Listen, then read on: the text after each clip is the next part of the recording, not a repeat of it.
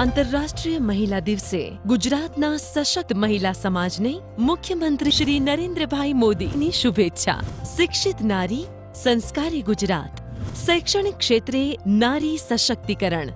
રાજ્યમાં વ્યવસાયિક કૌશલ વિકાસ માટે જ ખાસ મહિલાઓ માટે 18 આઈટીઆઈ। આ વર્ષે વધુ 5 આઈટીઆઈ મહિલાઓ માટે શરૂ થશે।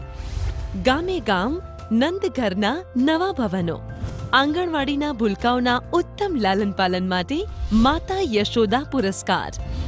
ધોરણ 1માં પ્રવેશ મેળવતી વખતે જ 11.84 લાખ કન્યાઓના હાથમાં રૂપિયા 115.45 કરોડના વિદ્યાલક્ષ્મી બોન્ડ।